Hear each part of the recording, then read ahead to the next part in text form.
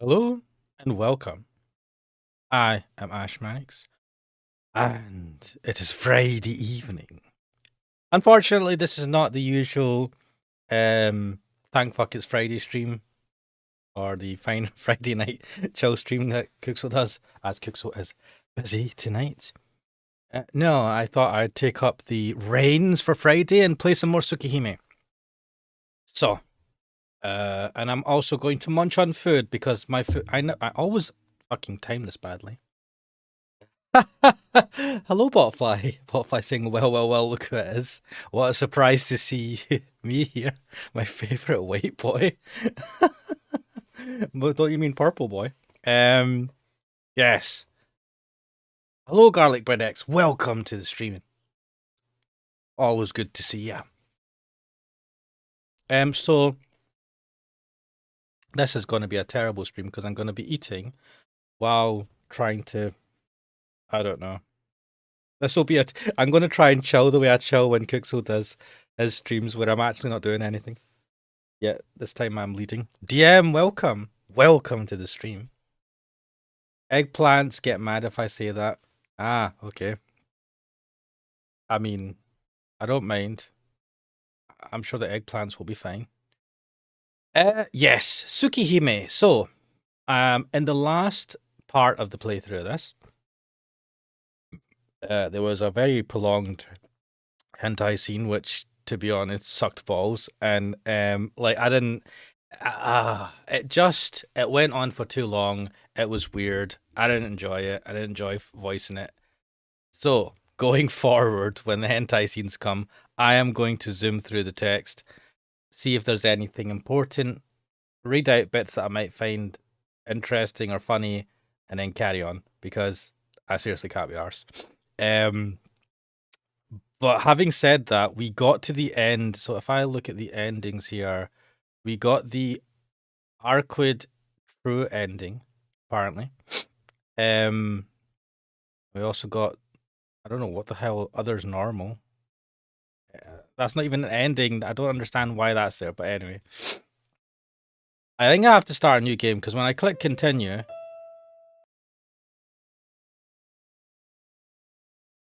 it just says finished. And then starts playing. Wait, can I escape this? Can, but. Oh, I can speed through this. Anyway, it just goes through that. So I think I need to start a new game. Well, let's give this a go. New game. Yeah, I've already seen the scene. Do you want to skip? Yes. Yes. Okay. I'm gonna switch to this full screen. So Garlic Bird X says, I think you can continue from the last save and skip to the next choice. Yes. So we've gotten to the choice here. To get the other ending for Arquid. Oh, okay. Let's go to load. What options did I have? Where did I save?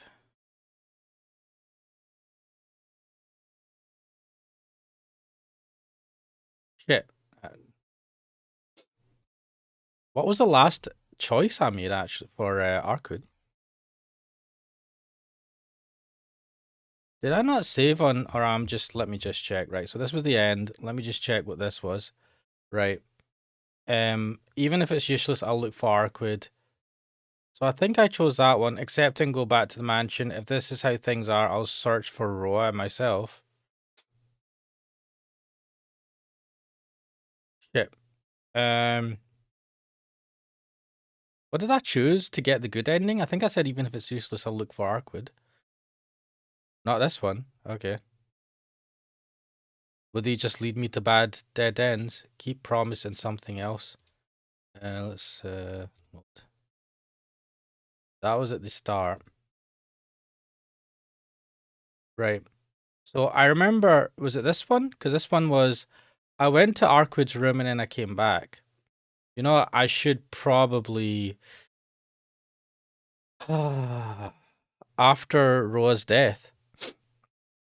Roa's death. Ooh, I must not have saved properly. That, let's see, load. Shit, did I not save it at that point?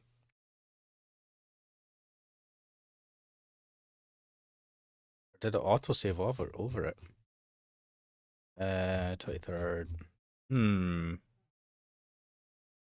Shit. Well, I guess I just have to zoom through. So what was the option I chose? Even if it's useless, I'll look for Arkwood. I think that was the option. Yeah, I've already seen the scene. Yeah? Yeah? Yeah? Wait. Shit. Okay, that doesn't give me a new option. Oh, wait, no. Walkthrough tells me that you should pick, even if it's useless, I'll look for Arkwood. Wait, is that the good ending then? I will never forget Arkwood. Okay, let's see.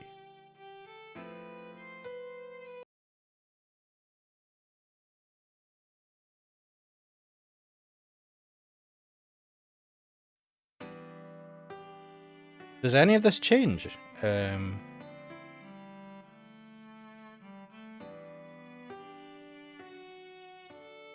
I'm assuming this might be different because it's stopped here. It's well, whatever. You're doing fine. Shiki-sama, please wake up. If you're late like yesterday, you'll break your promise with Akiha-sama. The voice partly tense, partly relaxed. Shiki-sama, is it okay? Akiha-sama will end up scolding you again. No, it's not okay at all. I'm up, so hold on. Still under the sheets, I respond as I slowly open my eyes. So I chose that I will keep on searching for Arkwood and stuff happened. Wait, so this is after we killed Roa. Good morning, Shiki-sama. Ah, morning. Well, last time was, what's her face? Was she here last time? I feel like she wasn't. I give a sleepy greeting response and put on my glasses. It's past 7 in the morning. Hisui came at her usual time and managed to wake me up. Last time Hisui didn't stay in the room. She wasn't here when I woke up, I don't think. Maybe I'm misremembering. I will prepare your breakfast. After changing, please head towards the dining room. Hisui disappears from the room after a bow. I give a big yawn. After a nice stretch, I get up from bed. I change into my school uniform and cast a glance at my desk. On top is a knife I will not ever use again. The curtains sway in the wind. Hisui must have opened the window. The sky is refreshingly clear. It's just a little cold though. I approached the window to close it. As it turned out, I ended up waking in my own room. Seems Sempai carried me here. Fortunately, Aki and the others didn't know I left. It's been 1 week since that night. Oh no, Shiki's life hasn't changed a bit from what it was before. My relationship with Akiya is a bit uneasy at times, but of course we're brother and sister. Except for that passageway being repaired, the school has not changed at all. No, it did change. At school, there's no senpai called Ciel anywhere, nor does anyone remember her. Instances of serial murders haven't occurred once since then. Since there's been no official arrest, the city streets are still relatively empty at night. They'll probably return to normal in a month. As for me, I carry an unfillable void in my heart. I continue on as I did before. Or rather, I can bear it all. At times I get overwhelmed when I'm assailed by memories, but I don't think I'll go insane or anything for now. Someday. Will I go crazy after not being able to bear these memories, or will I just return to living normally after getting used to them? Perhaps it's about a 50-50 chance. But until then, even if it is a little girlish, I will keep the final promise I made with her every day. Autumn is drawing to a close, isn't it? The blue sky outside is enough to take my breath away. Taking a large, deep breath, I shut the window. Right. Now, what was I? I will never forget Arkwood. Oh, okay, that was the other option. Right. I start walking from the mansion atop the hill towards school. Like any other day, the morning is wrapped in tranquility. Autumn is almost over and winter is close by. Perhaps when this vague season between the heat of summer and the chill of winter changes, maybe this transparent feeling will also change. I see more figures of students in uniforms the closer I get to school. Today is Saturday, so most of them are smiling as they walk along the road. Once I pass this intersection, I'll reach the front gate. It will soon be a month since I came back to Tono Mansion. I've already become well used to this route by now. The traffic light turns red and I stand in front of the crosswalk. Every time I stop here, I remember. At one time, at this intersection, Arkwood was waiting for Tono Shiki back then as she sat on the guardrail, just like she is doing now. What? Eh? I say without even thinking. Between the cars rushing by, a scene unfolds just like before. Eh? What? He's there. Dressed in white with golden hair down to her shoulders. Long, slender eyebrows over crimson eyes. A figure I could never mistake for anyone else, no matter what. This figure that has already vanished long ago. The light turns green. The students across me start moving. In the midst of it, I am the only one who stands still, and she's the only one who notices I am here. She has her typical smile as she crosses the intersection. I can't speak. I'm so overwhelmed with emotion I don't even know what to do. Even if this is just some sort of bad illusion. I'm so happy just to see her again I could cry. Are you heading to school, student-san? Are we playing this game? Okay. I can't believe it. The illusion even has her voice down perfectly. Shiki? Hey, why are you so quiet? Don't tell me you forgot about me. Those red eyes looking up at me. There's no way I could forget. But at the same time, there's no way she can be here, alive.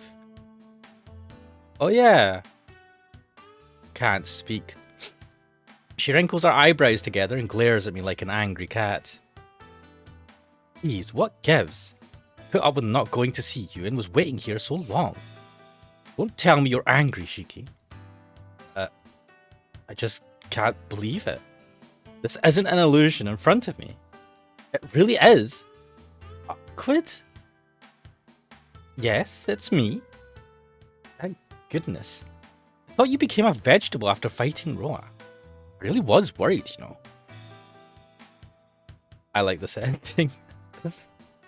Wait, well, it depends what happens now. Wait a minute. I'm so confused. What do I say? What should I be happy about? Is there something I need to do? I don't know. Hug her?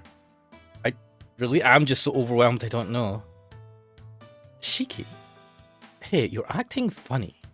Your mouth is wide open and so are your eyes. Well, it's kind of interesting for me, so I'll keep... Oh, wait. Well, it's kind of interesting for me, so I'll keep watching. Arkwood? That's what I mean. Geez, you keep just saying my name. We finally managed to meet again, so can't you just find anything more fitting to say? Yeah, there's no mistake. There's only one person who could say such ridiculous things. Why? I can't hear you. Please say it a little louder. She tells me, come on, as she points her ear closer to me. Why are you still alive? I scream and voice my feelings as loud as I can. Oh, not so loud, Shiki. Don't say not so loud. Why are you alive? I thought you were gone, that I would never see you, that I would always regret it. But why? This cheerfully, as if we only said goodbye yesterday, how can she greet me so simply? Oh, I see. I never did tell you, Shiki. Arkwood drops a fist to her other hand in realization. Yeah, I never did tell you my reason for pursuing Roa. He stole some of my power. In order to take it back, I pursued him, but you completely destroyed him, right? And the power that was freed from Roa returned to me, and I managed to come back to life. This is far too convenient, but I will take it. You never told me about that. No, I didn't. It didn't really concern you. Why did... Anyway, I revived, but I could barely resist the vampiric impulse inside of me. I probably would have done something terrible if I went to see you, so I slept until I regained my power. Because of that, I was able to return to normal, but it took 7 days to suppress my impulse. Then, you're really okay now, Arkwood? Of course. If I wasn't, I wouldn't be here. He flashes me a full smile. Arkwood takes my hand. You know, Shiki, while I was asleep, I was really looking forward to meeting again like this. Because once I did, we could go around and do so many things. I was thinking it would be nice to get better, even just a little quicker. Arkwood looks at me with a pure, unadulterated smile. Speechless. Not in a bad way, I'm just so happy. Being able to see her smile again, all the things we can do from now on. I told Sempai that my wish was never to leave Arkwood alone again. Not one of them was lost. There's so many things I want to say and tell her right now. Right now, I'll speak honestly from the heart. Welcome back. I've been waiting for a long time. I squeeze her hand in return and briefly tell her just that.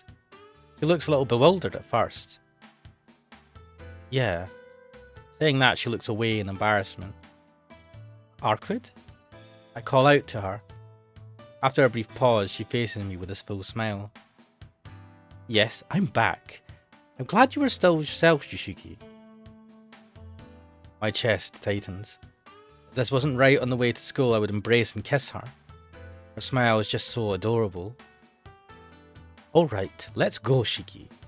You're going to take me to many places, right? Arkwood releases my hand and jumps like a rabbit. She's so radiant I can barely look at her directly. But, where? Anywhere. Somewhere you think is fun, Shiki. Smiling, Arkwood replies like it's nothing. That's a little troubling. You know I do have school. Hey, can't you at least spend a day with me today? Arkwood looks dissatisfied. Evidently, I'm extremely weak against that face of hers. Well, even if I went to school like this, I wouldn't be able to concentrate there, and more than anything else, I want to be with Arkwood. You're right. Who cares about boring reputation? Okay, Arkwood. I will indulge your selfishness for the day, my princess. Oh my god. Yay! Bob. She suddenly presses her body up against mine. Hey, Shiki. That night, what were you talking about with Ciel? Your feelings haven't changed? She looks up imploringly at me as she asks. My feelings that night? What do you mean? About you saying you loved me. Oh, shit. Fuck. I start to splutter. It's too embarrassing for her to ask me this question when she's this close to me. Oh, I forgot. You shouldn't eavesdrop, Arkwood. I can't help it if I overheard. Anyway, come on, answer me. Your words that night, they haven't changed. Idiot. I don't even need to say that. Yeah, they haven't changed. I can't make any guarantees, but they'll probably never change. I'm so embarrassed to look up at the sky and answer. Arkwood wraps her arms around mine. Oh? Then you should prepare yourself, Shiki. Prepare? Prepare for what? Can't help but let a tinge of uneasiness creep in my voice. She holds onto my arms and speaks with a smile. Because you promised to be with me forever. Didn't I say so when we first met? I'll have you take responsibility for me. Then she starts to walk, still holding onto my arm. He's as energetic as a little child, urging me to hurry up to get to a playground. Oh, I see. Certainly I would have to prepare. Speaking to no one in particular, I start to walk with her. I head towards some random place going against the flow of students going to school. Where to? Well, there's no place we can't go. The sunlight really suits this princess of the moon accompanying me. The weather is a perfect blue sky. Hand in hand, we walk towards a new beginning for the two of us.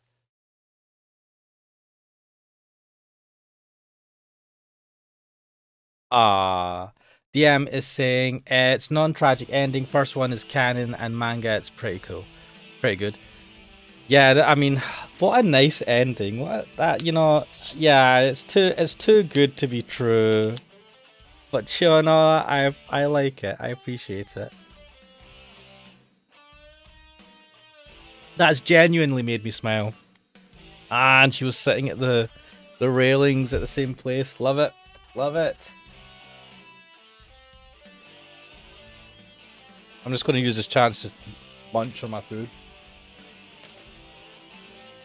Ah.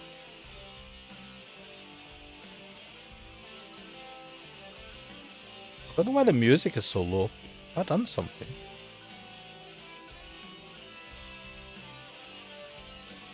Like, there is music playing apparently, but even for me, it's quite low. Have I lowered the volume of this at all? I don't think I have.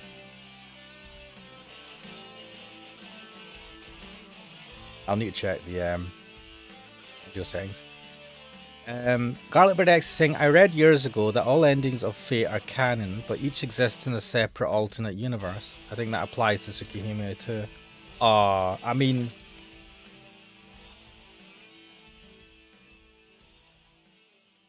So I'm just living in an alternate reality.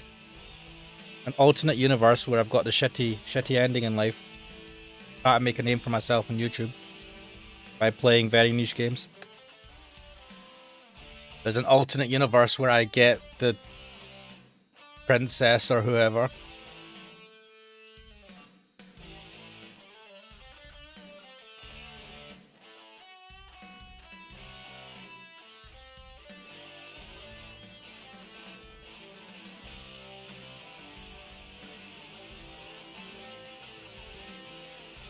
Right.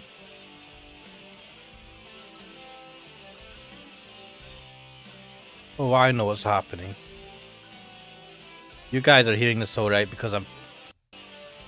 I had the audio playing through my the speakers on my laptop. That's why I couldn't hear that well. Oh well.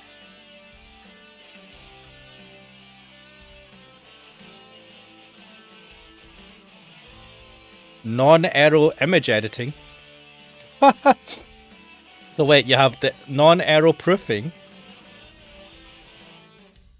What? So you had specific aero proofing.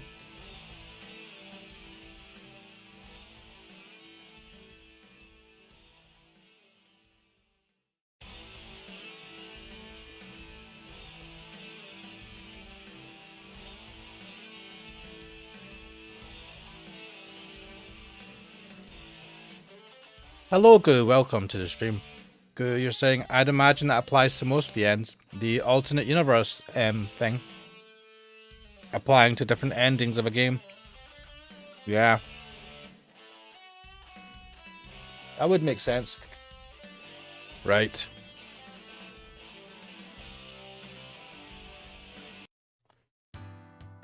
Oh, here's Ciel Sempai. You have reached Arkwood's good ending. Well done. Each heroine, with one exception, has two different kinds of endings. A true ending and a good ending. Wow. What the... So, I just thought about it. So the true ending is a shit ending. So you just have shit endings with everyone. Except for one person. Interesting. After reaching one of the endings, please go back a little and re-advance through the story. A different event should await you. Oh, and another thing. If you have saved data where you cleared at least one heroine, it may be a good idea to restart from the first day. You may have more choices than before. Oh shit. Well then, thank you very much for playing up to this point. If you have saved data where you cleared at least one heroine. Well then, thank you very much for playing up to this point. Let's meet again somewhere in Tsukihime. Thanks, Ciel Senpai! Let's have a look at the endings. Moon at Dawn. Arkwood good, Arkwood true. And I don't know what the fuck this is. Damn, there's a lot of fucking endings. What the fuck? Wait, what are these? Teach me CL. Oh no, these are Teach Me CL Sensei stuff. Okay, so there's 1, 2, 3, 4, 5, 6, 7. Someone. Right. Part B. Let me just get myself a little drink. It's bad ends. Well, All the true endings are bad endings? Why? Wait, it says except for one, so there's only one ending that doesn't have two endings? Only one person? Well, let's see anyway. Right, let's try a new route. Yes. Yes. Right. Now at this point, I can't remember what the hell I chose. There's only a few minutes until homeroom. I have to head right there. Right, so I talked to Ciel Senpai. I'm curious, I'll go take a look. Hello underscore. One only has one ending and one only has a normal and true ending. Oh, okay. One only has one ending and one only has a normal and true ending. Ooh, okay. Right. Right, so in this one, the option I chose was to see Ciel Senpai. Now, I'm going to choose not to, but I don't know what's going to happen. I'm curious, can lead you Ciel's route. So, I must have been on Ciel's route for a while then, because I did choose that and I met Ciel. Let's go this way. Yeah, skip it. Wait, why is everything highlighted? 1 second. Right. Right. Now, in this one, what the hell? Oh, why is my mouse caught in something? 1 sec. What the hell, mouse? Giving me grief now. The fuck? Right. Now I think I ate lunch in class. I think I'm gonna go eat in the cafeteria. Go out into the hallway to think about it. Well, let's try the cafeteria. We've already seen that. Right, stay in school for a little longer. So this is fuck knows. Get a hold of myself and head back to the mansion. Wait, if I stay in school a little long, let's stay in school a little longer. Oh. Okay. Did I go to... I feel like I might have taken the same... Oh, well, this is fast. You talk to... 3 is talking to CL? Fuck. Oh, well. Let's see where this takes me. I walk along a different path than the one I usually take. Passing through unfamiliar streets, I slowly approach the Tono mansion. The surroundings are not completely unfamiliar. After all, I had lived here until I was 9 years old, 8 years ago. This is not the first time I've taken this path back to the mansion. My feelings are a little complex. The path home is nostalgic, yet fresh. Up until just now, I had not looked forward to returning to the Tono household. Now, it doesn't seem so bad. Did we see this? The house I lived... What the fuck is this busy train station? The house I lived in until I was 9 years old. Right now, my sister Akia is in that utterly un-Japanese Western-style mansion. DM is asking, is it possible to choose Ciel route if you don't have enough points? You know what? I should probably have a flowchart or something. Ultimate Edition. What the hell is this?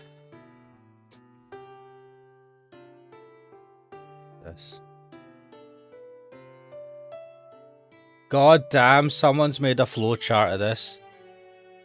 You beautiful bastards. Right, let's have a look.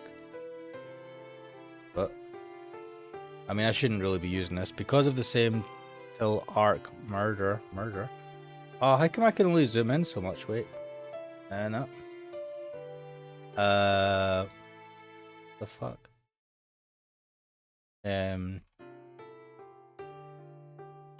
Oh, okay. So, as you were saying, if I chose to go out in the hallway, I would have met Ciel. But I didn't. I just need to check what routes there are.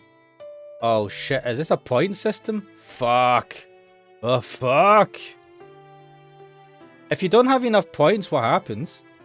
You just not go on anyone's route. Oh. Right. What the fuck? The house I lived in... read that. Tono Makihisa, my old man who hated me, and the master of the Tono household, died a few days ago. Alright, if I fail all of them, I go on the Arkwood route. Shit. Right, I better... Right, so let's do...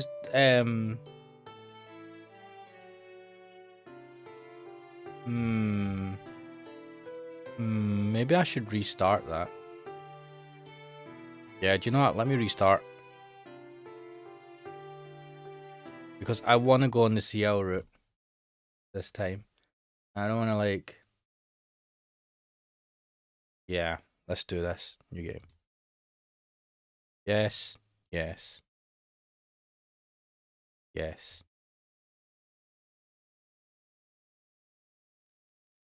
During lunchtime, the hall is packed.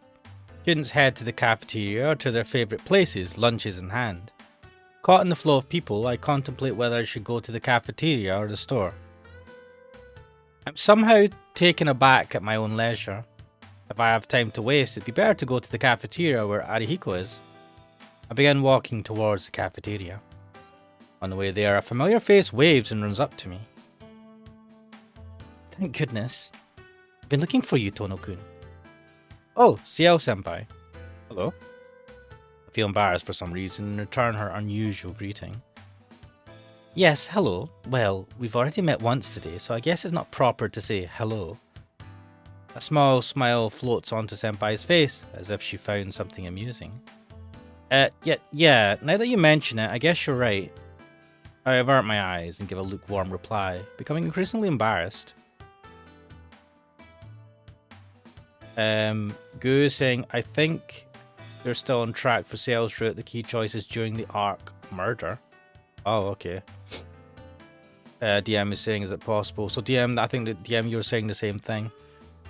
Well, it doesn't hurt to have more points, I suppose. I wonder. I should be used to speaking to Senpai like this, but for some reason I'm getting embarrassed. That's alright, dude. She's an attractive, I'm assuming, foreign? Tono-kun, you have some urgent business. You seem a bit unsettled. No, nothing like that. I don't, but for some reason her every move feels unfamiliar. I can't calm down. It's nothing. It'd be so funny if he's standing there pitching a giant tent and he's like, oh, it's nothing. More importantly, Senpai, you said you were looking for me. Do you need me for something? Well, I wanted to thank you for this morning, so I was looking for you. For this morning? Ah, you mean in the courtyard? Of course. Sorry to ask, but are you going to have lunch? I sigh. Wait, why are you sighing? Well, people usually eat lunch at lunchtime. Great.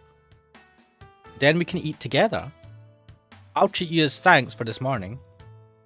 Let's go to the cafeteria. Senpai smiles. Grabbing my wrist, she starts to walk.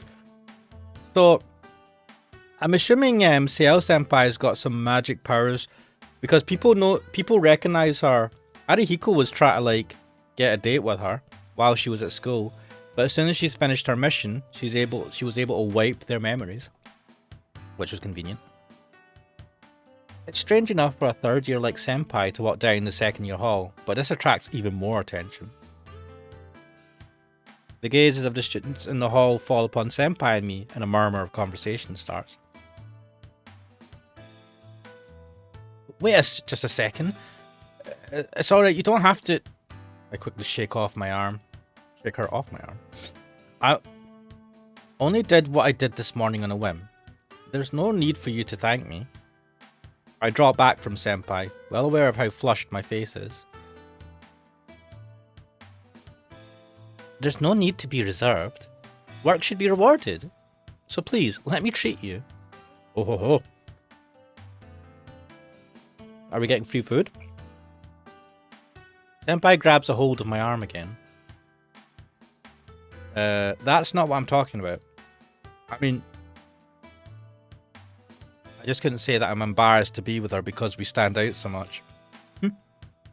Come on. There won't be any seats left if we don't hurry. I'll listen to the details after we get to the cafeteria. I wonder how old Ciel Senpai is. You know, we've established that Arquid was 800 years old or something, right? But she's only awake for a very short amount of time. So I suppose the idea there is she's maybe only been awake for like 16 years odd. Because oh shit. Dropping things everywhere. Because this just reminds me a bit of Twilight. How what's his name? Edward, whatever the guy's name was in it, right? That he was 300 years old and he was hanging around a 16-year-old school kid.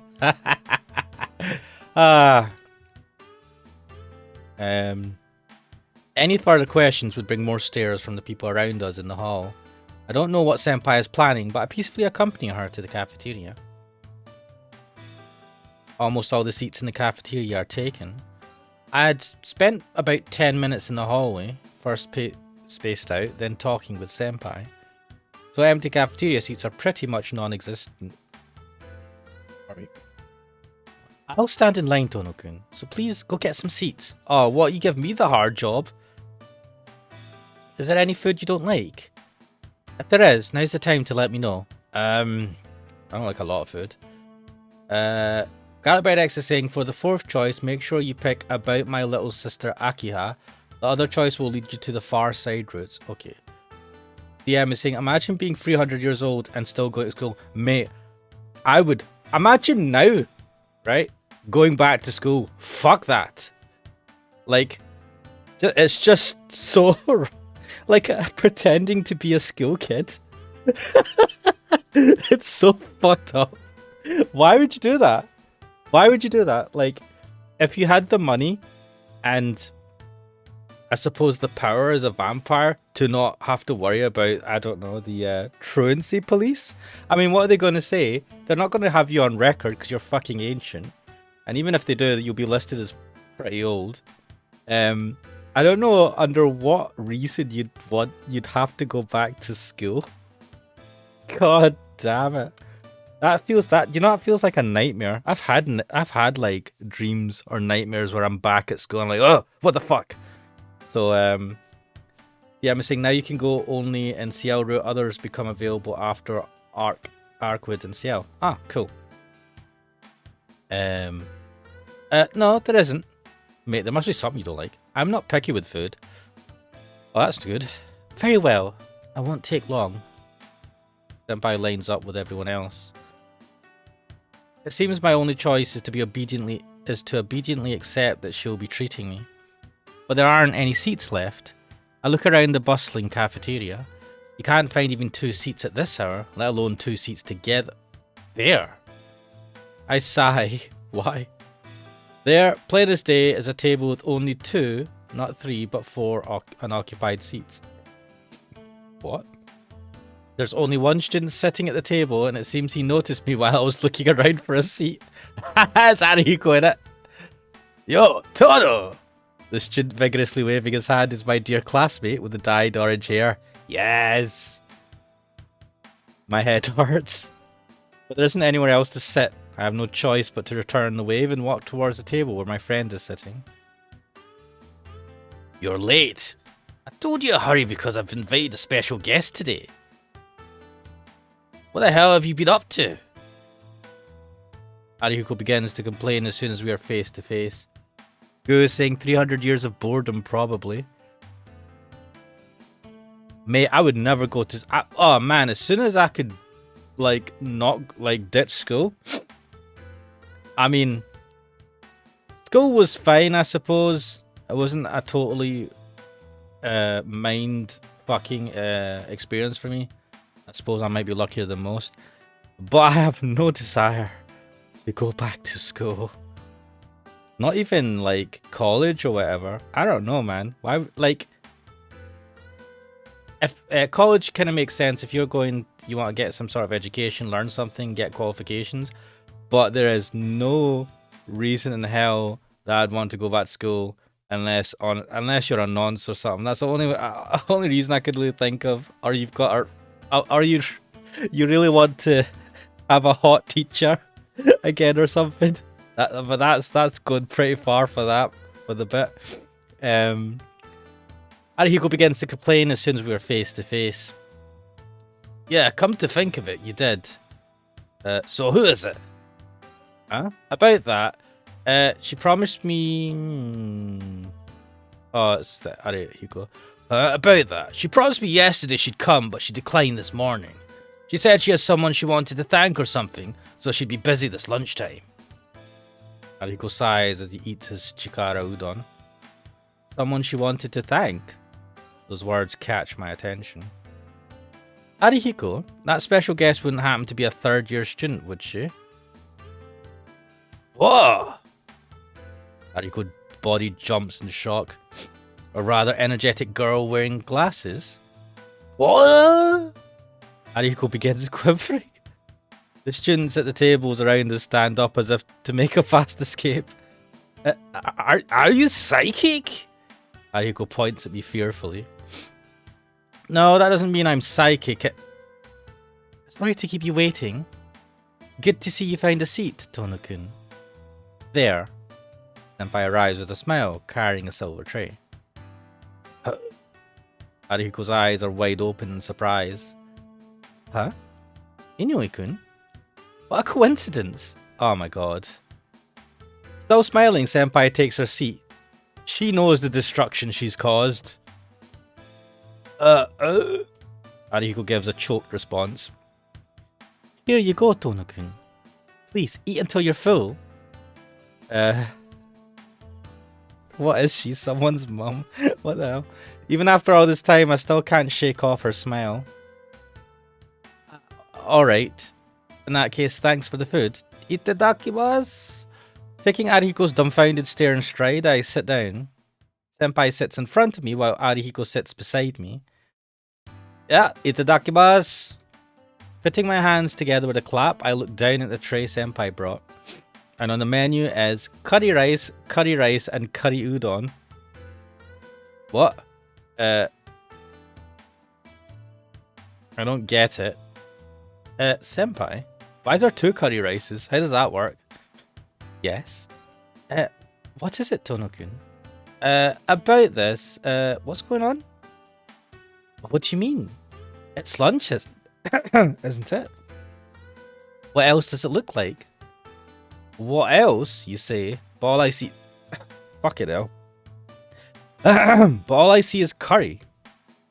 Yes, it's curry. Senpai laughs happily. The problem is, they all look like curry. There's 3 dishes. Of course. You're a boy, so you eat a lot. What, she got 3 dishes for him? Holy shit. Okay, damn. Oh wait, I'll just have one, so please take whatever you like. Curry and rice, man. Good stuff. Okay. In that case, I'll take the curry rice and curry udon. Yeah, one of each makes sense. The other choice is hell? What do you mean? What's wrong with the other curry rice? Make sure to finish it, Tono-kun. After all, you aren't picky with food, are you? Wait, are you throwing this back at my face? There isn't a shred of antagonism in Senpai's smile, nor is this some kind of a joke. She's just like killing me with kindness. She truly had good intentions. Yes. Itadakimasu. I dig into the curry rice with my spoon in despair. And then... Tono-kun! Beside me came the cry of a dead man being reborn. How long are you going to ignore your dear best friend? Arihiko's elbow sinks into the side of my stomach with a thud. Ouch. Inoue-kun, do you know Tono-kun? I see the angle that Arihiko's going to use. Do I know him? We've been best friends since middle school. My best friend hits the table with a bang for emphasis. Really?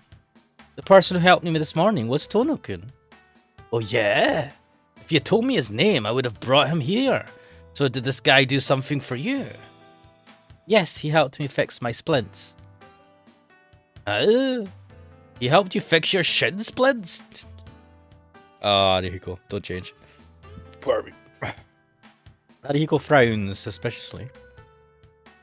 Well, I guess you would consider helping someone fix their shin splints a bit odd. No, fixing splints. Please don't make me angry when I'm eating. Wait, why are you getting angry all of a sudden? Ciel Senpai gets angry.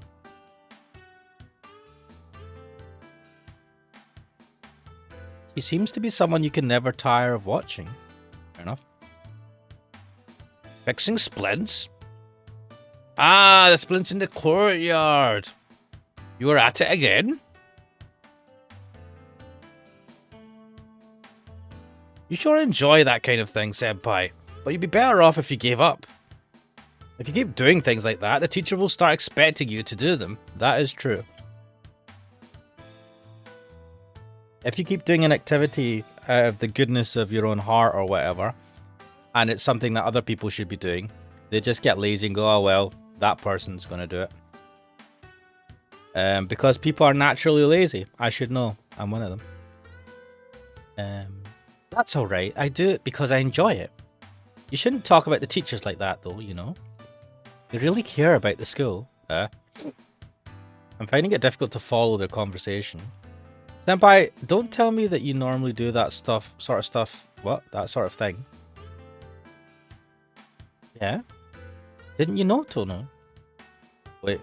Shit. Yeah, don't you know, Tono? Ciel Senpai is so handy, they call her the shadow president of the student council. Wait, how long has she been at the school for? If they're calling her shadow president. No, I was asking Senpai. Wait, never mind. What on earth is the shadow president? Is she strong? I asked with my eyes. Yeah, responds Arihiko with an exaggerated nod. It's quite something. Totally unlike the student council, which is the student council in name only. She's a third year who'll solve anything for you if you ask her. Even got a fan club among the first years. Goddamn. And if something happens, the teachers all rely on her. There isn't a single teacher who complains about what Senpai does. Arihiko explains with pride as if he was actually talking about himself. Wow, Ciel Senpai sure is amazing. Even the teachers rely on you. I look at Senpai impressed. Ah, yes, thank you. Senpai turns bright red, embarrassed. Ha ha! Nice CG. Sprite. Senpai churns her curry rice with her spoon.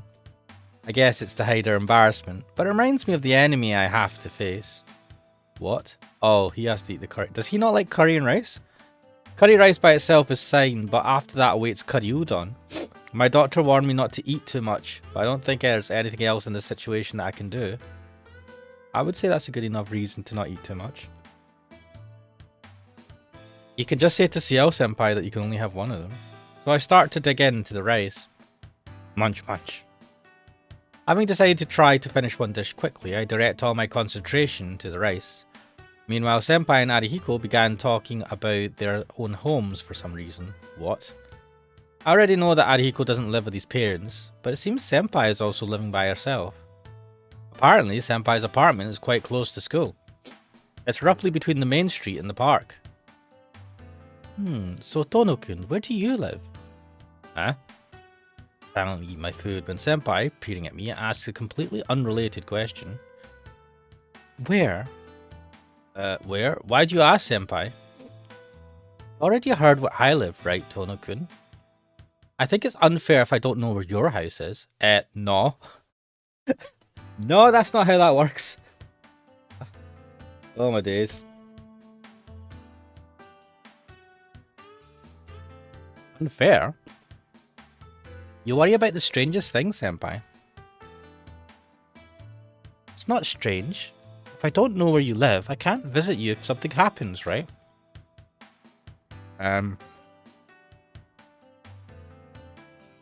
be fair, that's the way I like it. I stopped eating the curry rice. I have the feeling that something has been said that I should be jubilant about.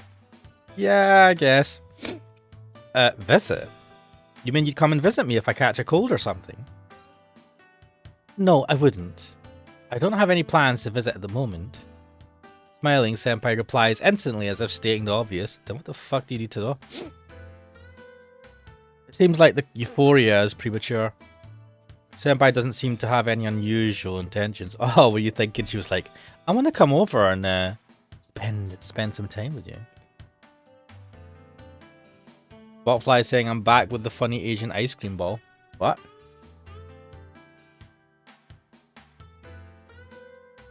Asian ice cream ball. I see now. That's just the way she is. What, weird? Oh, mochi. Ah, yeah. They're quite nice. Oh my god, why is this not closing? Come on, lid. Right. I guess I have to tell you. Oh, what? Yeah, my house is nearby too. Only a 40-minute walk. It's not that nearby. There's a residential district on top of the hill, right? Just go a little further and you're there. Oh yeah, you're moving today, right? Arihiko strikes his hand on the desk. Senpai tilts her head slightly.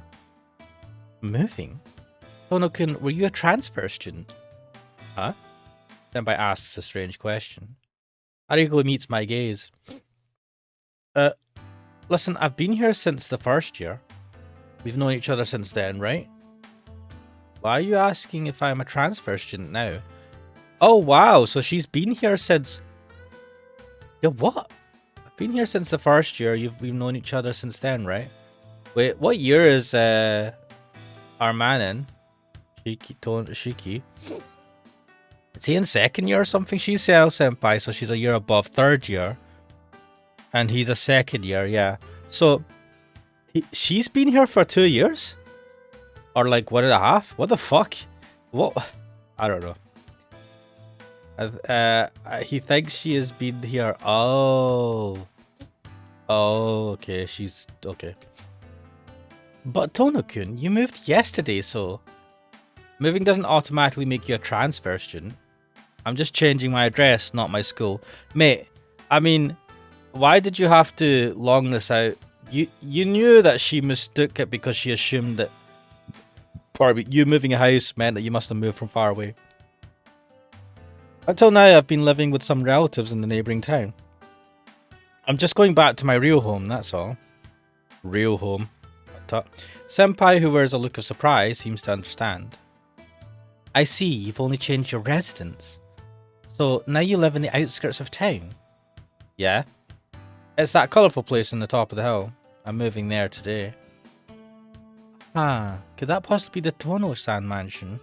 Senpai asks with some hesitation. The Tono-san mansion? Well, what do you think when you call me Tono-kun? Well, goddamn. The western-style house at the top of the hill is probably seen as something special by residents of this town. I haven't been there for 8 years, but even in my memories, the Tono mansion was ridiculously large. Yeah, that's right. I don't think it's the right place for me either, but it's too late now that I'm done moving. You don't seem too happy about it. It's neither good nor bad. I don't quite understand it either. Well, even if it's your house, it's been 8 years, right? I can understand if you're feeling strange. It'll probably feel like someone else's house for a while. I wonder if that's so. I haven't gone back yet, so I don't know. Well, I'm a bit relaxed, since I've always got a refuge at your place. Yeah, right. My house is no refuge of yours. When you come over during the holidays, my sister treats you better than me. Wait, I thought he didn't live with his parents. Does he live with his sister? And Arihiko has a sister?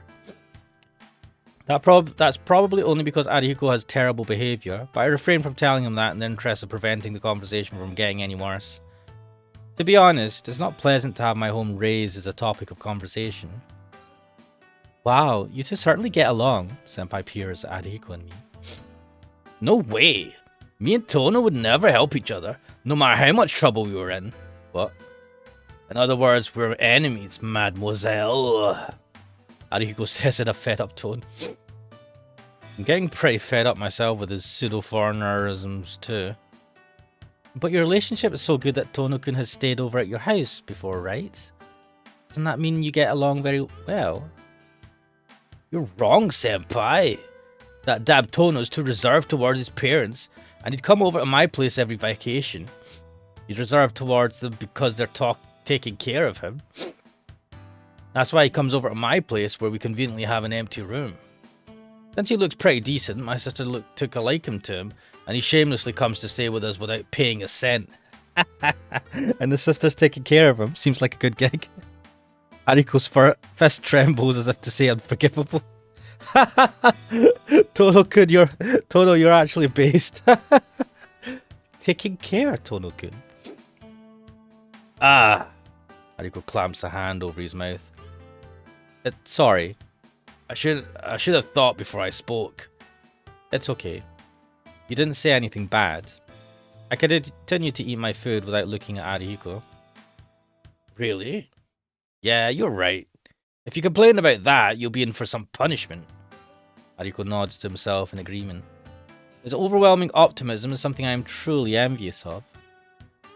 I'm sorry, Tono-kun. Did you not get along with your previous family? No, that's not it.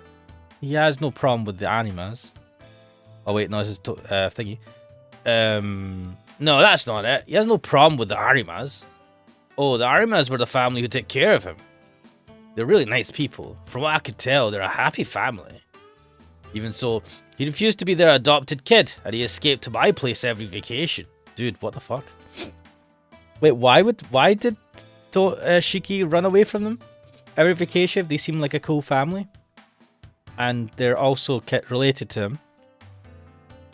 I don't get this. Sheesh, just what were you not satisfied with it anyway? There's nothing I wasn't satisfied about. It's just that I've received so much from them already, I didn't want to be a further burden on them. So you ran away from the house? During vacation? I don't know.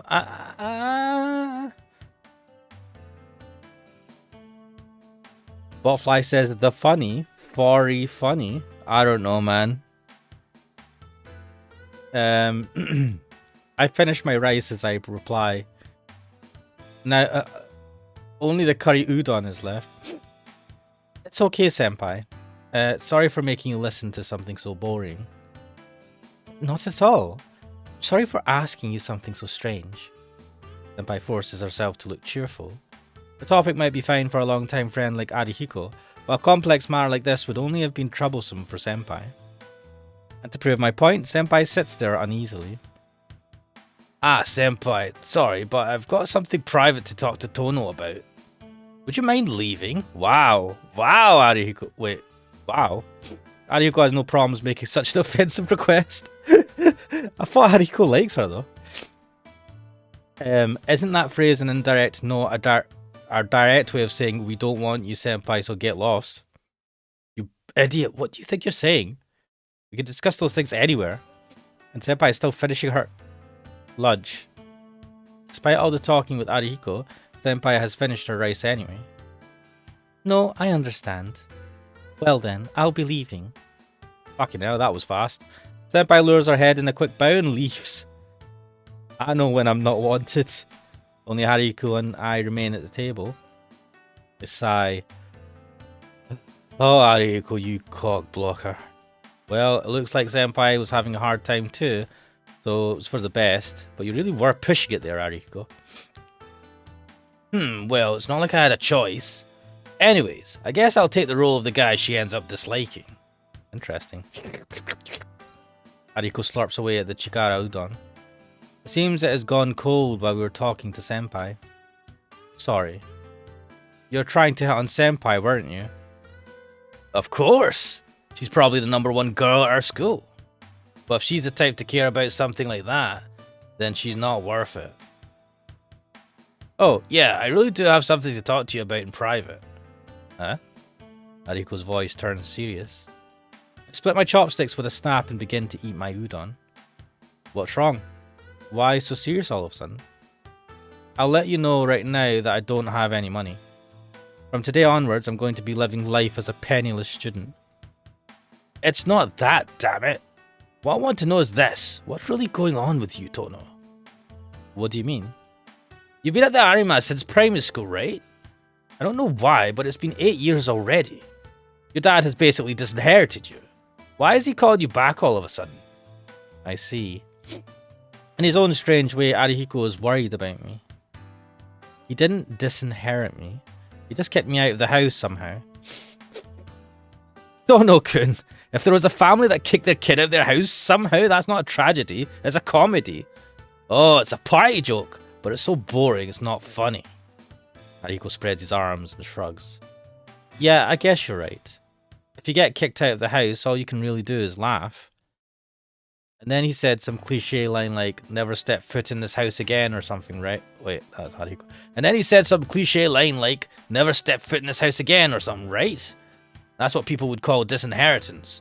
Come to think of it, I've never heard why you were disinherited. Who knows? That's something I'd like to know too. Well, if you don't want to talk about it, you don't have to. Grabbing his belt with both hands, Arihiko drains what is left of his chikara udon. Lunchtime is short. Following Arihiko, I decide to quickly finish my curry udon. Yes, let's skip this. Right. Get a hold of myself and head back to the mansion. Stay in school for a little longer. Now, I think staying in school for a little longer is what the fuck?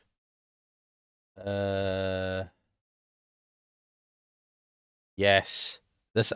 So the first route I took, why did I change this? So I think I died at some point. I restarted the game. Because I did take this route. I feel like I took this route before. Yeah, stay in school for a bit longer because I know that Ciel Sempai, we meet up with her and then she takes us to make tea in the tea place. Yeah, we'll skip that. Eh? Hello, Ciel Senpai. I was just a little surprised at how calm you are about all of this, Tono-kun. Really? Well, my family is a strict one, so I'm used to these kind of things. More importantly, Senpai, didn't you have something you wanted to talk to me about? I do. The continuation of what we were talking about during lunch.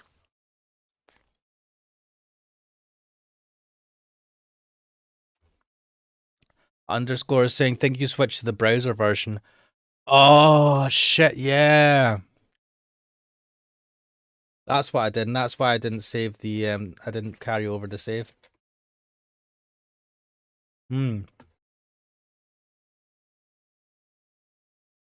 Yeah.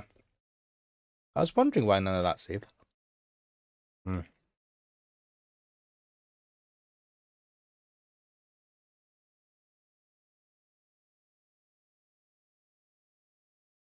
I'm just munching away.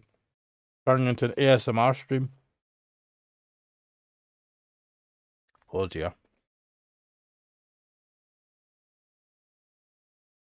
So, yeah, Ciel Senpai, we caught her. So we stayed late in our classroom. When we left the classroom, Ciel Senpai saw us in the hallway. She asked us if she could take us. Apparently, she's in the tea club, but she's the only person in the tea club. And she has this. The room they use is one of the old rooms in the old parts of the school. So we're basically in the old school, old part of the school, and we are having tea made by Ciel Senpai, and we're on our own, and it's the evening. So, what we were talking about during lunch? You mean about my family? Senpai nods to indicate a yes. If you don't mind, what's that expression? I would like to hear more about it. What a nosy git, eh? I was curious about it since we stopped halfway. It's not that I mind, but hearing about my family isn't very interesting. It'd be a waste of time. I don't mind if it's not interesting, I just want to hear about it. You sure are eccentric, Senpai. Maybe I am, Senpai laughs. Alright then, let's continue from before. You said you moved to your home. What do you mean by that? Senpai asks, full of curiosity. Well, the conversation this afternoon must have been pretty fragmented for Senpai since she didn't know any of the circumstances. Let's see. Basically, I'm a guy who's been disinherited. I was seriously injured after getting caught up in a traffic accident when I was 9 years old. Traffic accident? Is that what they told him? The injuries themselves somehow healed, but after that I easily collapsed from anemia and threw up my food. That's why I was entrusted to my relatives, the animas, while I recuperated. So in other words, the animas have been your parents who raised you since you were 9, right? You know, an interesting thing that I've just thought of, nobody, to my knowledge, nobody has mentioned Tono or Akiha's mum. No, Tono's right. So Tono. Shiki is adopted supposedly. But he talks about the dad, right, that adopted him, or that might be his dad. I don't know how this is working, but no one's talked about the mum at all, and I find that sus.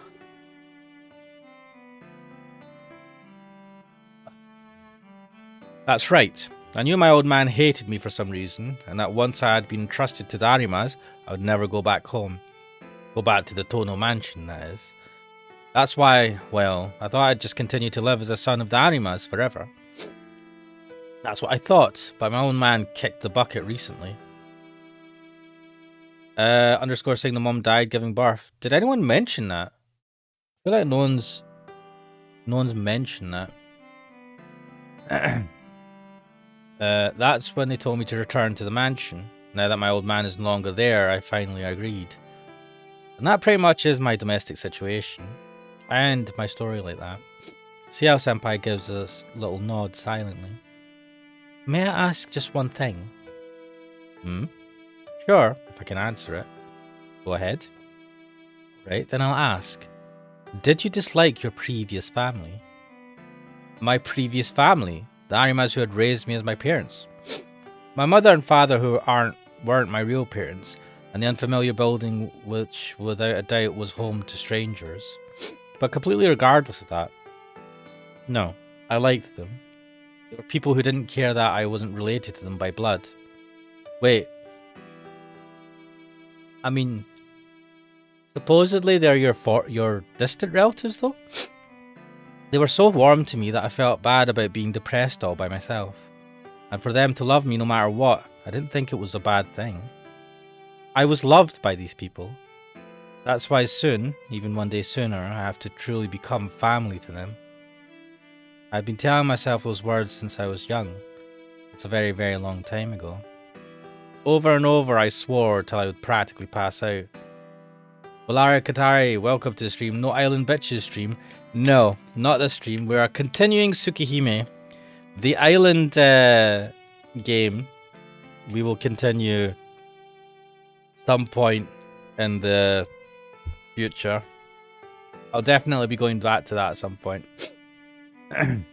But today we're continuing some Tsukihime.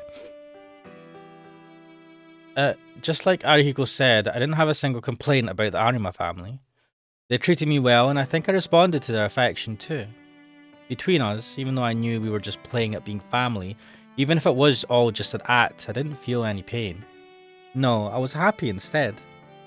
In a way, I'd considered the Arima parents and me to be the ideal nuclear family. But it was no good, was it?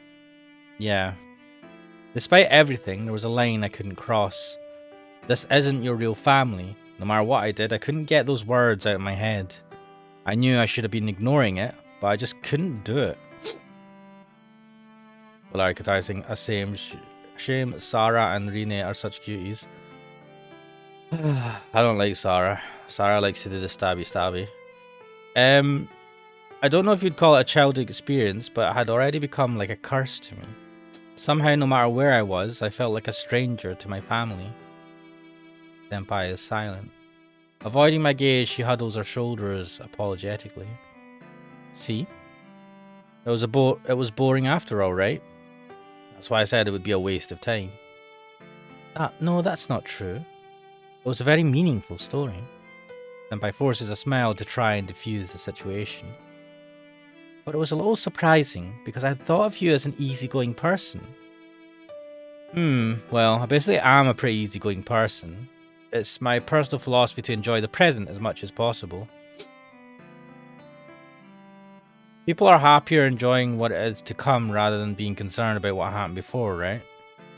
Well, actually, that was an opinion I had inherited from Arihiko. Enjoy what is to come. Sounds nice. Senpai sips her tea with a gentle smile. Very gentle smile. I follow Senpai's example and place my lips on the cup. With a slurp, the bitter tea washes down my throat with just a hint of sweetness. But Valarikatai is saying, I watched the stream recording. Sarah, albeit 16, she's suspiciously intelligent. Yeah, some dodge about her.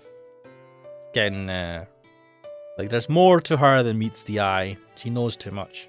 But anyway, I walk along a different path than the one I usually take. Passing through unfamiliar streets, I slowly approach the Tono mansion. The surroundings are not completely unfamiliar. After all, I'd lived here until I was 9 years old, 8 years ago. This is not the first time I've taken this path back to the mansion. My feelings are a little complex. The path home is nostalgic, yet fresh. Up until just now, I had not looked forward to returning to the Tono household. Now it doesn't seem so bad. The house I lived in until I was 9 years old. Right now, my sister Akia is that utterly un-Japanese. It's in that utterly un-Japanese Western-style mansion. Tono Makihisa, my old man who hated me, and the master of the Tono household died a few days ago. My mother died from illness after Akiha was born. Ah, so he has covered this. Or maybe he didn't. I feel like I read this before, ages ago. So the Tonos had dwindled down to me and my sister. Being the eldest son, you would think I would stand to become the Tono heir, but I have no such privilege. To become the Tono heir means being bound by a strict upbringing. I have lost count of the number of times my father scolded me over my dislike of not being able to live freely. That was when I got involved in that accident, and my body became weakened. My father saw it as a good opportunity to get rid of me. His reasoning was something along the lines of, someone who could die any moment can't become the heir, even if he is the eldest son. Sadly for my father, I betrayed his expectations by making a recovery. But my sister Akiha was already deemed to be the heir to the Tono household. So I've heard that Akiha, who is already being raised harshly in order to become a proper daughter of the Tono household, received an even harsher upbringing since then. That was a long time ago. I played together with Akiha in the mansion back before the accident. After that, I never saw her again. The life in the mansion I abandoned 8 years ago. Those 8 years were long, and my memories at that time have largely faded. But in spite of that, there's one thing that oh, fucking hell, game. God, you know, what the fuck, right? I hate when it just jumps. I'm not clicking anything and it just jumps. It's a glitch with the game. Right, what to choose. The cheerful... About my little sister Akiha, about the cheerful girl. Shit. It would help if I was... Wait, where's the... history? Right. But in spite of that, there's one thing that even now continues to burn strongly within my heart, and that is... one, about my little sister Akiha. Burn within my heart? Oof. Yeah, skip that. Go. Right, so now we have another option. Go to the sitting room and talk with Akiha, stay in my room, or go watch TV.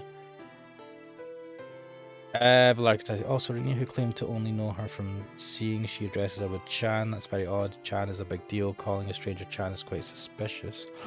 Interesting. This one.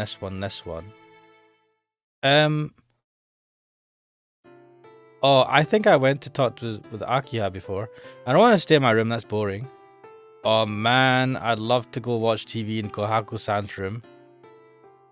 Is there any... Let me just quickly check to see. Blah, blah, blah, blah, blah. Alright, these are just points for other people.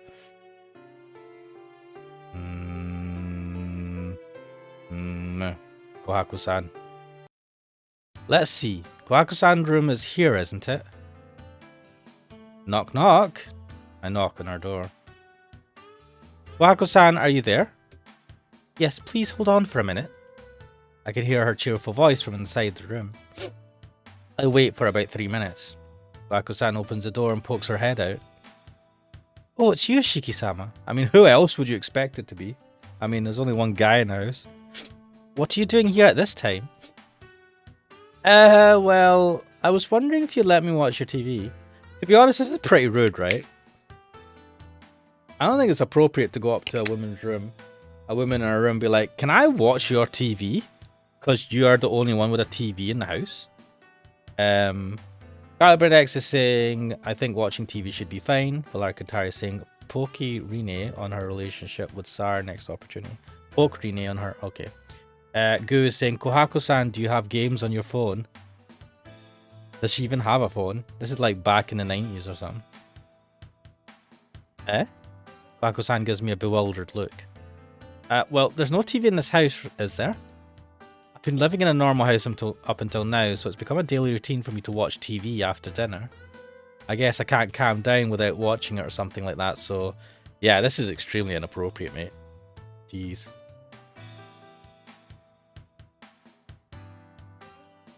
The more I say it, the more I realise I'm doing something stupid. Yep.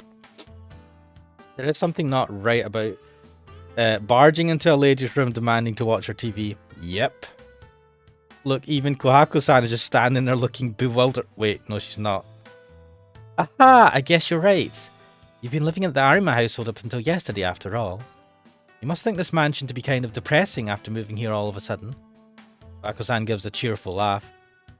She's able to cover it well. Let's see. Have you talked to Akiha-sama and Hisui-chan about this yet? Oh? You mean about coming to your room, Kohako-san? Kohako-san nods. No, I haven't talked to anyone about it yet. What about it? No, it's nothing. It's just that I would have to turn you away if you had already talked to them about it. Oh, and if we'd said no? What? Smiling while she speaks, Kohako-san looks up and down the hallway. Alright, she doesn't want them to know. Okay. Luckily for us, there isn't anyone else around. Please hurry up and come in. It'll be troublesome if we're caught. You're making this sound even dodgier than it is. Please, just sit anywhere. Look at this bedroom, eh? Our room actually looks a bit more fancier than ours. Oh well. I'll go make some tea. Yes, tea. Coughing to clear my throat, I take a seat. There are all sorts of little things in Kohako-san's room. Yeah, nosy it. It might be thought of as a bit messy for a girl's room. There aren't really many things you could call cute, and what she does have is a lot of things that don't look very useful. What? What is this fucking shade he's throwing on her room, man? Rather, it has an atmosphere of a room belonging to an orderly, scholarly person. What? What? He went from, there aren't really many things you could call cute, and what she does have is a lot of things that don't look very useful, which gives off the atmosphere of a room belonging to an orderly, scholarly person. What is he talking about? Buried in the miscellaneous objects, I find the TV. On top of the table is the remote. Maybe Kohako-san has been watching the TV until just now. It'd be so funny if he switches it on and it's on some like dodgy channel. Thanks for waiting. Tea is fine for you, isn't it, Shiki-sama? Thank you.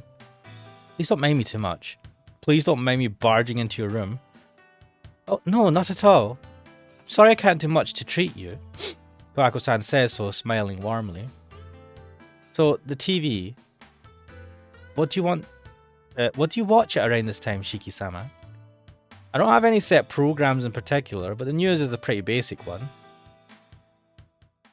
I like to hear new trends, and I like snob stories. Snob stories or sob stories? What? Is that so? You seem like a very laid-back person, so I thought you'd be reading after dinner or something. What? No, I don't have such refined interests. I don't consider myself laid-back either, but maybe that's the impression I give with my glasses. What? Wearing glasses makes you laid-back? Ah, you wear glasses, Shiki-sama. He's wearing them right now. Akiha-sama didn't say anything about that at all, so I was quite surprised when I saw you at the door. I see. Why does... what? I mean... why is it so surprising? I haven't met Akiha since I started wearing these glasses. Wait. You never saw Akiha? So you must have went to the Arima's house straight after you were taken out of the hospital? Or you came out of the hospital? These glasses are just for show. I guess you could say my eyes are bad, but I think my vision is better than that of most people. It's not because I studied too much and went nearsighted or anything. Ah, crap. I had an intellectual image, but did I disappoint you? No, not at all. Look at that. She's all blushing for some reason. I enjoy watching TV more than reading too. I'm glad you're an energetic person, just like I thought you were. Okay. Yeah, thanks. I'm a little embarrassed. Faced directly with Kwako-san's carefree smile, I can't help but feel a little nervous. I'm sorry. You came to watch the news, didn't you? Kwako-san switches the TV on. It's already 9 o'clock.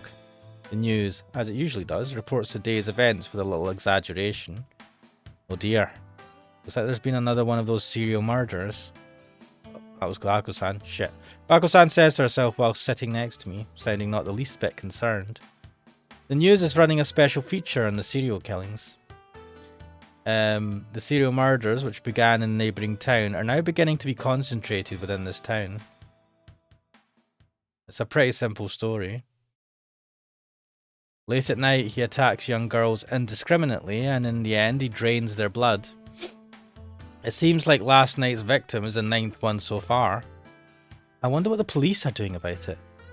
Who knows? It would seem pretty easy to catch a murderer who comes out at night, but maybe he's careful so they can't trace him. You could be right. The clues about murders build up as they become more people, so if they haven't caught him even after 9 murders, he must be really carefully prepared for the killings. A careful killer, huh? But aren't these killings spontaneous crimes? It's quite strange to think of them as being carefully prepared. You're right. If there's no evidence left at all, then maybe he's not a random killer at all. The only thing that he's got it all planned out from the start for execution. Ah, I see. But then, what would be the point of killing those 9 girls? Are they friends of his? Acquaintances? Probably not. If there were connections like that, then I think the police would have realised it by now. In the end, I suppose it's an incomprehensible case without motive or connections. Kwako-san says all of this disturbing stuff with a smile. It seems like she's not really worried about this case.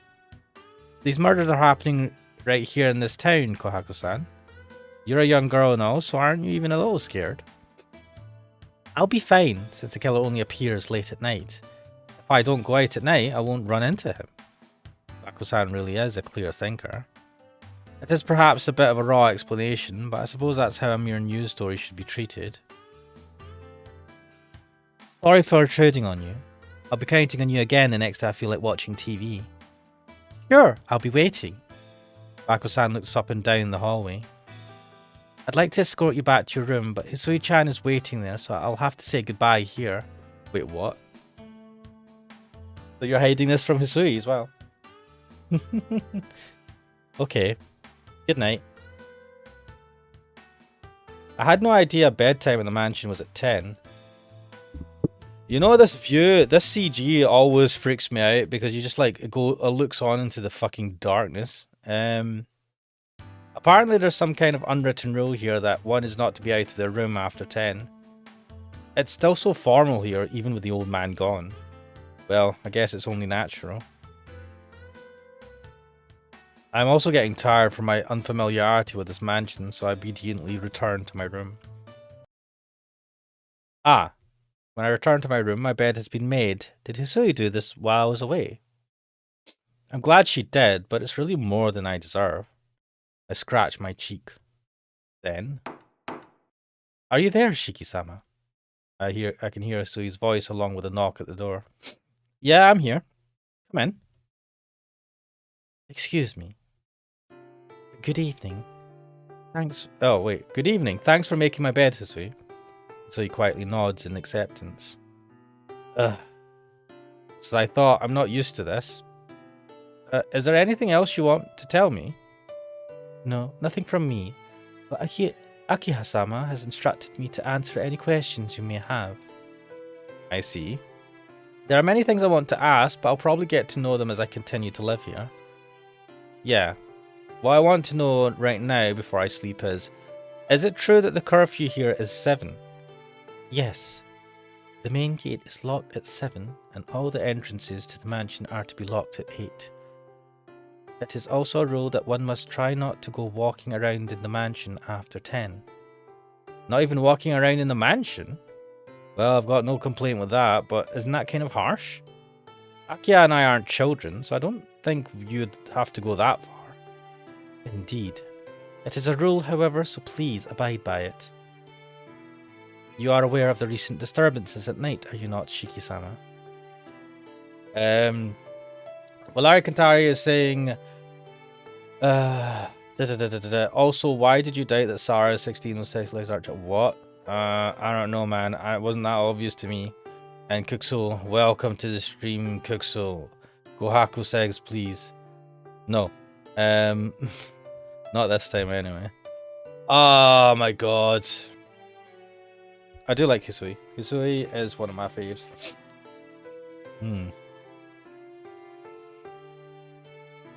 Why is there such a crappy curfew?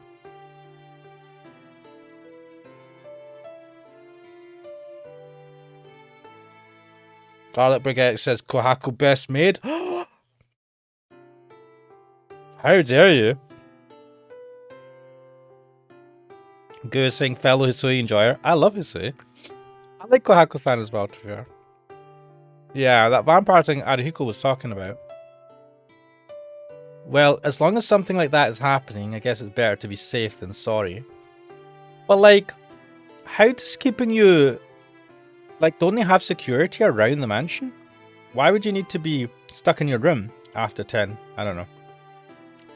What else? Oh, do you mind if I ask an off-topic question? Yes, what is it? I'd like to know what kind of work you and Kohaku-san do around here. I am here to serve Shiki-sama's needs, and my sister Kohaku to serve Lady Akiha-sama. In our spare time, we do the maintenance chores around the mansion. Is there anything more you would like to know? Wait, do you do the plumbing and stuff? To serve, so that's what it is after all. My shoulders suddenly feel heavier.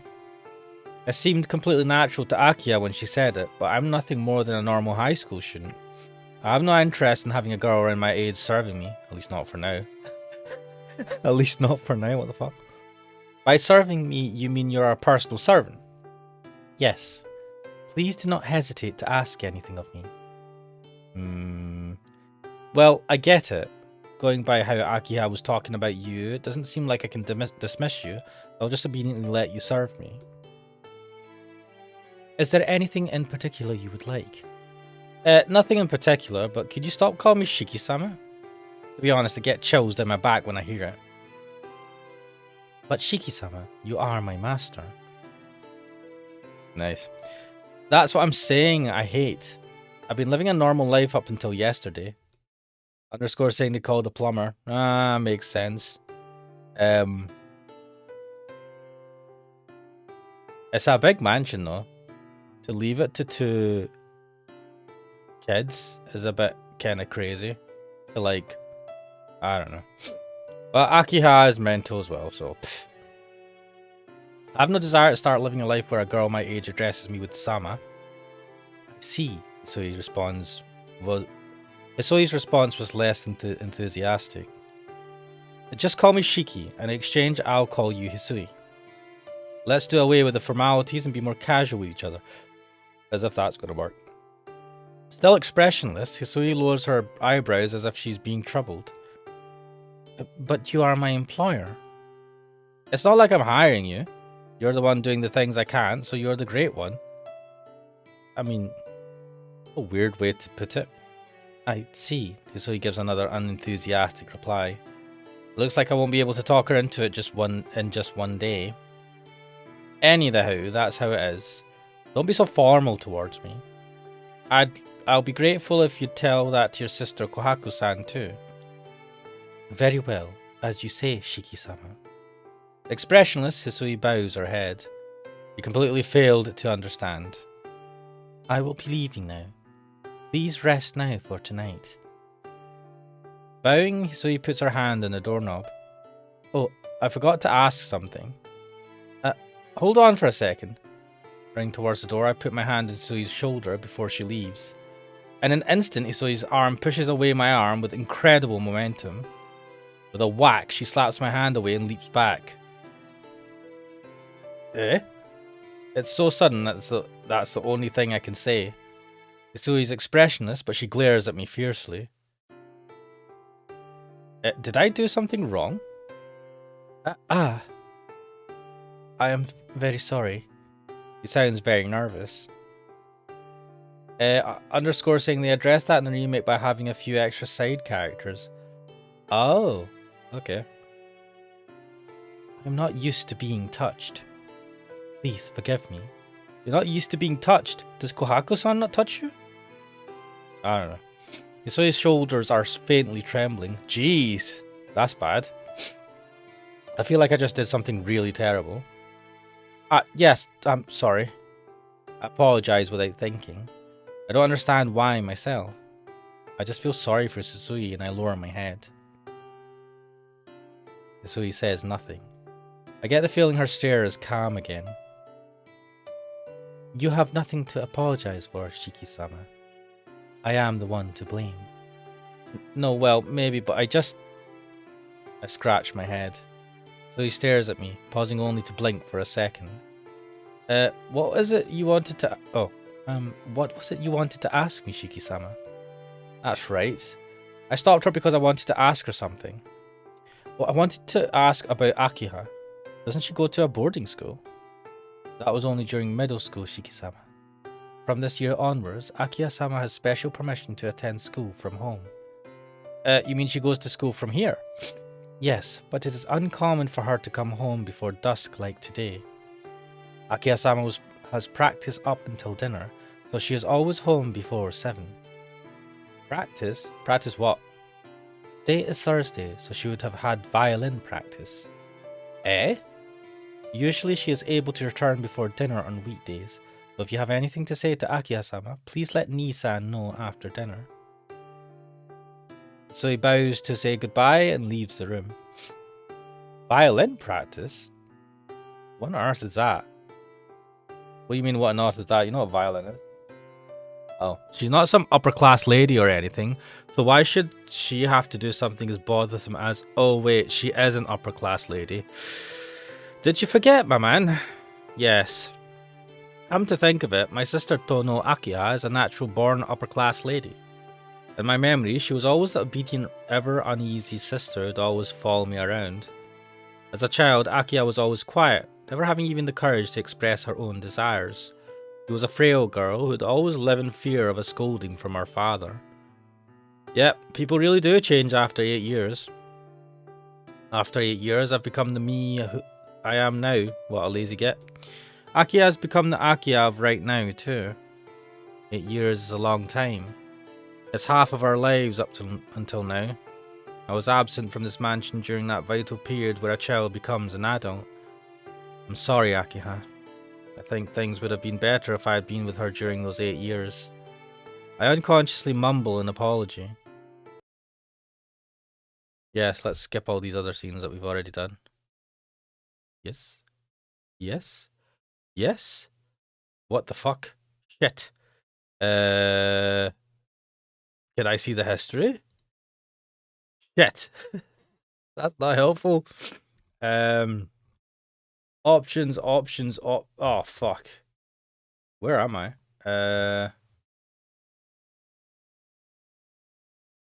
What the fuck?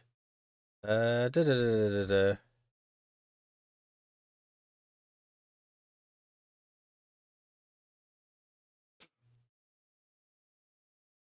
This is him in the morning. Breakfast. So I'm not seeing anything in this route for this, to be fair. Maybe the guy didn't capture this one. Maybe it's not important. Wait.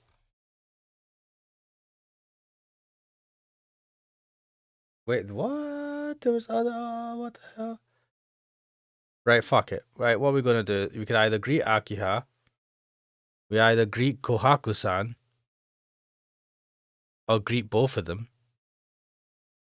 I don't think they're probably not... Whatever, we'll just do both of them. Oh, shit.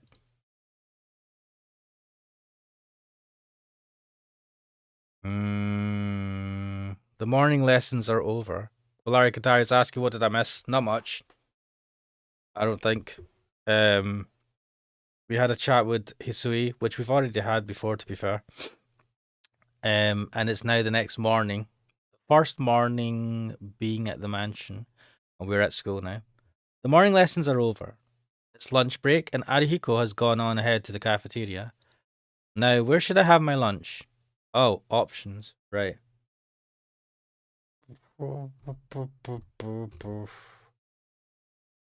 Wait, shit, this is what? I've been looking at the wrong thing. Why can't I move this to the side? Right, so we did that. I don't know where the fuck this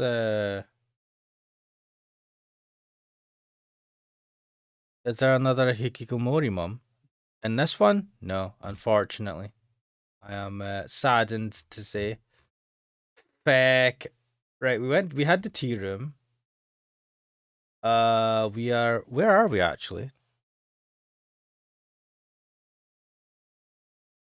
Right, we have gone through scene 2.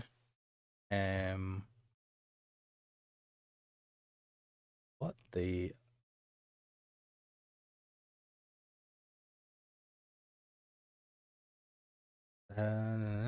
yeah, scene 2, impulse 2.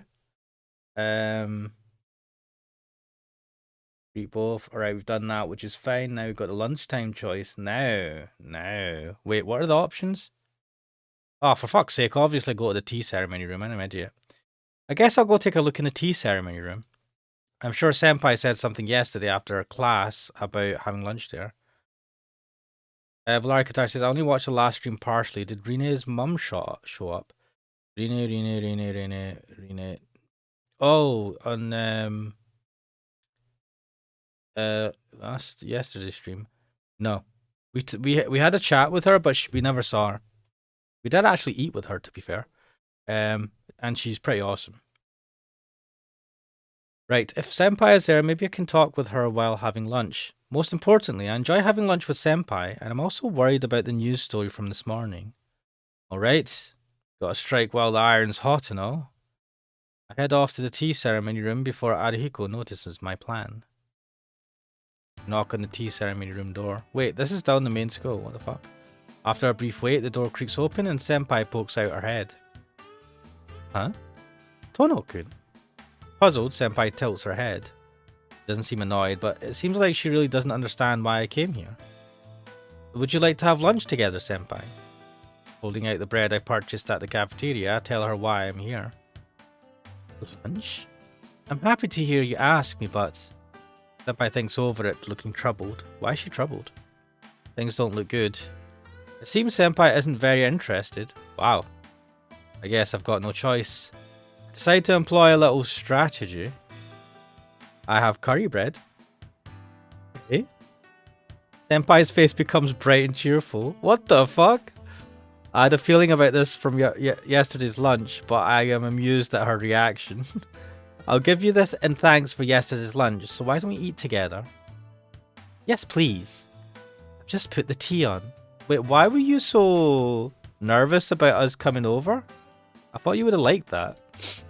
Why did the curry bread have to be used to bribe you? Senpai hastily vanishes inside. Following her, I enter the tea ceremony room. Ah.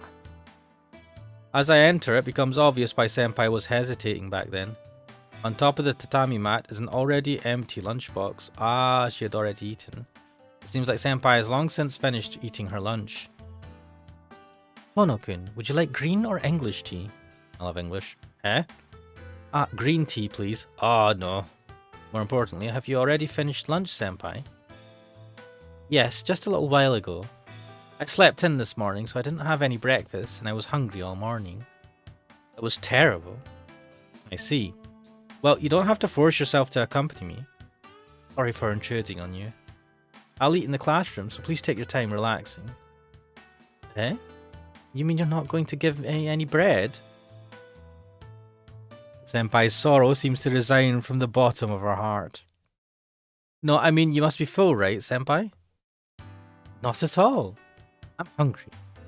It doesn't appear she's just saying this to make me feel better. Really? Well, I'll be intruding then. Is this really okay with you, Senpai? The bread from our cafeteria really has volume, you know. No need to worry. If it's food I like, then I can eat limitless amounts of it. That bashful smile is most probably not from shyness, but from anticipation of the curry bread. God damn. She is a woman of many mysteries. Someone who could be so happy over one curry bread in this day and age could be quite precious. Senpai eats one while I have two, and we have tea afterwards. Kneeling on top of the mat, Senpai and I casually sip our tea. It would have been great if it wasn't during lunchtime at school, but that's life. How's your new house, Tono-kun? It seems something terrible happened this morning. Yeah. Well, the inside of the house is really fancy, but there are really noisy stray dogs at night. I guess it's also bad that there's no TV and no Japanese-style rooms, so there's nowhere to drink tea like this. Oh, what a shame. What? A stray dog? You mean what happened at your house wasn't related to those serial killings? I don't really know. There's this really high wall all the way around our mansion, and they say they found bloodstains there. Oof. But listen, that's where I saw the stray dog last night. I couldn't see it. Well, anyhow, it's got nothing to do with us. Let's stop talking about unpleasant topics now that we've finally got an opportunity to relax. Not at all. We're residents of this town, so I think the killings do have something to do with us. Holding her cup in one hand, Senpai casts a serious gaze towards me. Yeah, I guess that's true, but you'll be okay if you don't go walking the streets late at night, won't you? There's been 8 people killed so far already, right? With that many victims, the police ought to catch the guy any day now. Shit, that was us talking? Fuck. Geez, Shiki-kun. You don't have any sense of danger, do you? The newscaster has been saying the same thing since the 3rd victim was found, but they haven't caught him yet, have they? Well, that's true. It's just that I can't really relate to it when they give it such a stupid caption like the modern day vampire. I'm sorry, I really did take it too lightly. We live in this town, so we've got to be careful, right? Yes, I'm glad you understand. Senpai smiles in a satisfied manner. But Senpai, why are you calling him a vampire anyway? Well, the blood was drained from all the bodies, right? Isn't that kind of like a vampire? You really think so? Isn't it said that you become a vampire yourself once a vampire sucks your blood?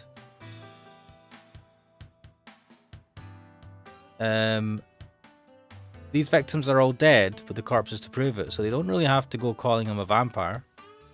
Senpai laughs and nods. Do you really believe in things like vampires, Tono-kun? Hey now, I'm just saying that's how the news is presenting it. If there really were vampires, there wouldn't be any dead bodies left, just like I said earlier. Yes, you're right. But can't you think of it like this? The people who are found dead died because they couldn't become vampires. There are actually people who can and can't become vampires, and those who can become vampires wouldn't show up as dead bodies after being attacked by one. Because they're still alive somewhere. That's what you call a horror story, Senpai. Yes, exactly. I'm sorry to say there's no punchline. Laughing, Senpai sips from her cup. While we were having our rambling conversation, lunchtime ends. Yes, we can skip reaction and impulse 2. Oh, right. No, I don't think these affect anything. What the fuck? Alright, this is what he dreams about. His past?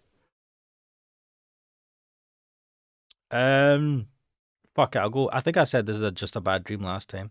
Well, Larry Katai saying, big flaw of this game, conversation with Hisui also got me confused. Yep.